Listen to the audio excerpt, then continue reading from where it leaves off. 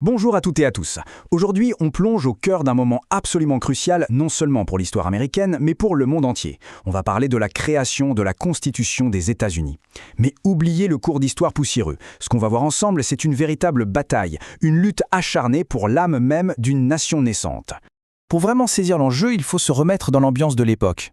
La révolution est gagnée, c'est super, mais la jeune nation américaine elle est au bord de l'implosion. Le pays est complètement fracturé, il est faible, c'est le chaos. Cette citation, elle dit tout.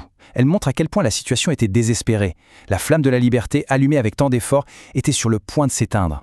Et la cause de tout ce bazar, c'était le premier système de gouvernement du pays, les articles de la Confédération. En gros, l'idée était de garder les États super indépendants, mais ça a été un désastre total. Le gouvernement central n'avait quasiment aucun pouvoir. Il y a une analogie de l'époque attribuée à James Madison qui résume parfaitement le problème. Le gouvernement fédéral, c'était comme une simple tasse de thé. C'est joli, ça a l'air bien, mais c'est fragile et ça ne contient pas grand-chose. Le Congrès pouvait parler, débattre pendant des heures, mais il ne pouvait rien imposer aux États. C'était eux, les États, qui avaient tout le pouvoir. Et concrètement, cette faiblesse, ça donne quoi ? L'anarchie, tout simplement. Le gouvernement ne peut pas lever d'impôts, donc impossible de rembourser les dettes de la guerre. Les États se font la guerre économique entre eux, chacun avec sa propre monnaie. Pendant ce temps, l'Angleterre étrangle leur commerce et le Congrès ne peut rien faire. Et le pire, c'est que des révoltes armées éclatent, comme celle de Shays, et le gouvernement est incapable de rétablir l'ordre. On a l'impression que la révolution a été faite pour rien. C'est dans ce climat de crise absolue qu'une convention se réunit en secret à Philadelphie en 1787. L'objectif officiel, juste bricoler un peu les articles. Mais très vite, tout le monde comprend que le vrai problème est bien plus profond, et une question va faire exploser les débats. Comment est-ce qu'on représente les États ? Alors là, on a deux visions qui s'affrontent, mais alors frontalement. D'un côté, les grands États comme la Virginie disent « c'est simple, la représentation doit être proportionnelle à la population. Plus on est nombreux, plus on a de voix. » Ça semble logique. Mais les petits États comme le Delaware paniquent. Ils se disent « on va se faire complètement écraser, on n'aura jamais notre mot à dire ». Du coup, ils proposent leur propre plan.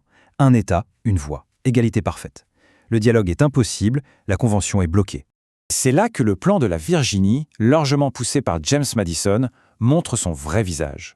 L'idée, ce n'est pas de réparer la vieille tasse de thé, non, c'est de la balancer à la poubelle et de construire quelque chose de totalement nouveau, un vrai gouvernement national avec de vrais pouvoirs. Et voilà l'architecture proposée. C'est révolutionnaire. 3 pouvoirs bien séparés qui sont faits pour se surveiller les uns les autres, pour s'équilibrer.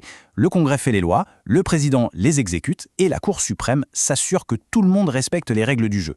C'est le fameux système des checks and balances, des poids et contrepoids. Avoir une bonne idée, c'est bien, mais ça ne résout pas le blocage sur la représentation. La Convention est vraiment au bord de l'explosion. Et ce qui va la sauver, ce n'est pas un éclair de génie, mais quelque chose de beaucoup plus terre-à-terre, l'art du compromis. Des compromis difficiles, pragmatiques et, on va le voir, parfois moralement très discutables. Et la solution qui débloque tout, on l'a appelée le grand compromis. L'idée est brillante, on coupe la poire en deux. On crée un congrès avec 2 chambres. Dans la première, la Chambre des représentants, on donne raison aux grands États, la représentation est proportionnelle à la population. Et dans la seconde, le Sénat, on donne raison aux petits, chaque État a 2 sénateurs, point final, peu importe sa taille. Et voilà, tout le monde est content, ou du moins assez pour continuer à discuter. Le plus gros obstacle est levé, mais un autre, bien plus sombre, se profile. L'esclavage. Et cette phrase de John Rutledge, délégué de la Caroline du Sud, est glaçante de pragmatisme. Elle résume l'ambiance des débats qui vont suivre. Pour garder les États du Sud à bord, on va mettre la morale de côté et ne parler que d'intérêt. Et ça donne 2 compromis terribles. Le premier, celui des 3/5. Pour calculer la représentation au Congrès, on va compter les esclaves, mais seulement comme 3/5 d'une personne.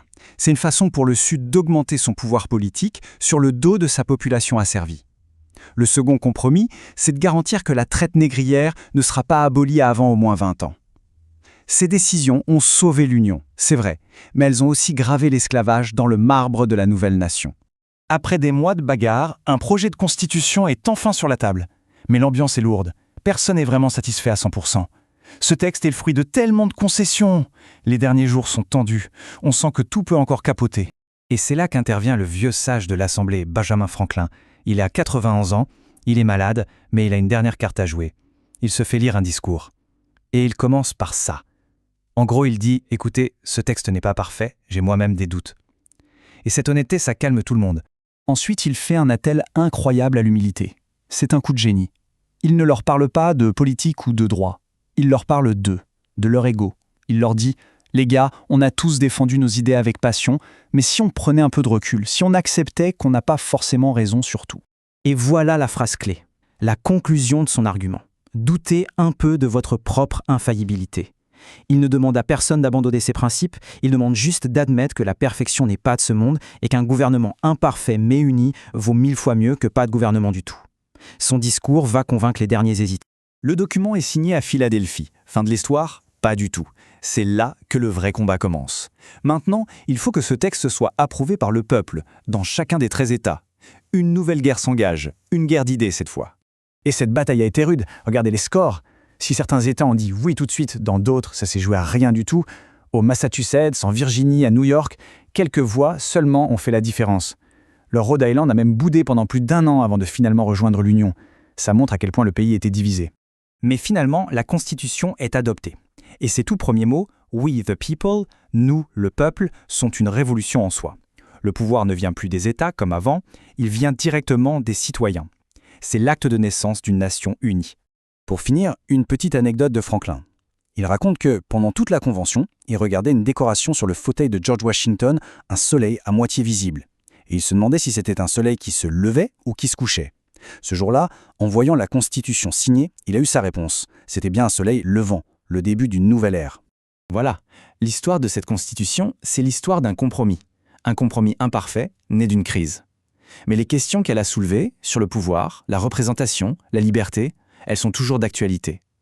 Alors la question se pose, ce soleil que Franklin voyait se lever, sur quoi se lève-t-il aujourd'hui? Quels sont les défis et les promesses de notre époque? La question reste ouverte. On pense souvent tout savoir sur la Déclaration d'indépendance américaine. C'est un document qui a changé la face du monde après tout. Mais l'histoire qu'on a en tête, celle d'un parchemin signé en grande pompe le 4 juillet, eh bien, elle n'est pas tout à fait exacte. On va décortiquer ensemble ce qui s'est vraiment passé. Tout commence avec une image, une peinture même. Une peinture que l'on croit tous connaître par cœur. On visualise tout de suite la scène, pas vrai? Et grandes figures de la Révolution américaine, toutes réunies dans l'Independence Hall à Philadelphie. L'ambiance est solennelle, on sent le poids de l'histoire. Cette scène, elle est comme gravée dans notre mémoire collective. C'est la naissance de l'Amérique. La question a l'air simple, mais la réponse est assez surprenante. En fait, ce n'est pas du tout le moment que l'on imagine. Et voilà, première révélation. Ce fameux tableau de John Trumbull ne montre pas la signature du 4 juillet. Non, il montre la remise du premier brouillon par ce qu'on appelait le Comité des 5. C'est une nuance énorme, parce que ça veut dire que rien n'était encore joué. C'était juste le début d'un débat qui s'annonçait plutôt agité. Alors, justement, ce brouillon, comment a-t-il vu le jour? On va remonter un peu le fil pour voir comment tout ça s'est construit. C'est avec ces mots, un mélange d'humour et de pure stratégie politique, que John Adams a convaincu le jeune Thomas Jefferson de s'y coller. Jefferson n'avait que 33 ans. Adams, lui, savait qu'il n'était pas très populaire, et il s'est dit que Jefferson, un Virginien connu pour sa belle plume, serait le choix parfait. C'est fou de se dire que même la phrase la plus célèbre du document est le fruit d'une modification. Dans son brouillon, Jefferson parlait de vérité sacrée et indéniable. Et c'est sans doute Benjamin Franklin qui a suggéré de changer pour « évidente par elle-même », ce qui donne au texte une force bien plus rationnelle, très esprit des Lumières. Le comité de relecture n'y est pas allé de main morte. Le Congrès a carrément sabré un quart du texte de Jefferson. Il l'a eu mauvaise. D'ailleurs, il a même dit plus tard qu'on avait mutilé son travail. Et la suppression la plus marquante, la plus tragique, de loin, c'est celle qui concernait l'esclavage. Voilà un petit extrait de ce fameux passage supprimé. Jefferson y accusait directement le roi George III de faire perdurer la traite négrière, un commerce qu'il qualifiait d'exécrable. Mais bon, pour obtenir l'unanimité, il a fallu faire des compromis. Les délégués de Caroline du Sud, de Géorgie et même certains du Nord ont exigé que ça disparaisse. C'est une des plus grandes contradictions de la fondation des États-Unis, une décision dont l'ombre plane encore aujourd'hui. Bon, maintenant on oublie un instant le beau parchemin et les signatures. Concentrons-nous sur une question plus pratique. Comment la nouvelle de l'indépendance s'est-elle propagée? Encore un fait souvent méconnu, la décision de rompre avec la Grande-Bretagne, elle a été votée le 2 juillet. John Adams était même persuadé que le 2 juillet deviendrait la date la plus mémorable de l'histoire américaine. Le 4 juillet, en fait, c'est le jour où on a validé la version finale du texte. C'est un peu la date d'adoption du communiqué de presse, si on veut. Dans la nuit du 4 au 5 juillet, Un imprimeur, John Dunlap, a travaillé d'arrache-pied. Il n'y a pas de signature sur ces documents, juste les noms de John Hancock, le président du Congrès, et de son secrétaire. Ces grandes affiches sont les véritables actes de naissance publique de la nation. Dunlap, on a imprimé environ 200 cette nuit-là. Aujourd'hui, il n'en reste qu'une vingtaine.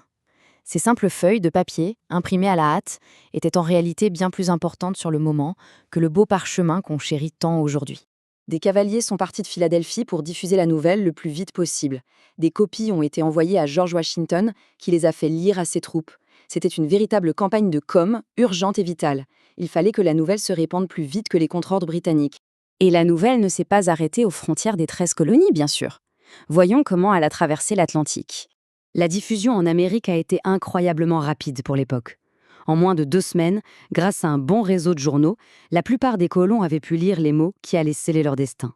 Il a fallu un peu plus d'1 mois pour que l'info traverse l'océan. Mais une fois arrivée en Europe, une petite légende journalistique est née. Une légende qui a eu la vie dure. Pendant très très longtemps, le Belfast Newsletter s'est vanté d'avoir été le premier journal en Europe à publier la déclaration. Sauf que les archives sont formelles. C'est faux. En réalité, 2 journaux de Londres ont publié le texte complet dès le 16 août, 11 jours avant celui de Belfast. Le scoop n'était donc pas irlandais, il était britannique. Plutôt ironique. Tout ça, ça nous amène à une réflexion finale sur ce qui fait vraiment l'essence de la déclaration d'indépendance. Oui, le document manuscrit sur parchemin, celui qu'on voit partout, est en fait postérieur. Il a été commandé le 19 juillet et la plupart des signatures n'ont été apposées que le 2 août. À ce moment-là, le texte avait déjà été lu, débattu, publié dans toute l'Amérique et même en Europe. Le parchemin n'était pas l'acte de naissance, mais plutôt sa commémoration. Au final, ce sont ces mots, et non le document physique, qui ont mis le feu aux poudres. Avant même que l'encre soit sèche sur le fameux parchemin, ces idées se propageaient déjà, inspirant non seulement les Américains, mais aussi des générations entières de combattants pour la liberté partout dans le monde. L'histoire de la déclaration, c'est celle d'un texte vivant, un texte qui a été négocié, édité, diffusé. Elle nous rappelle que l'histoire, ce n'est pas un bloc de marbre immuable, c'est un processus. Les choix qui ont été faits à Philadelphie, ce qu'on a gardé, ce qu'on a changé, et surtout ce qu'on a effacé, continuent de résonner de manière très puissante aujourd'hui.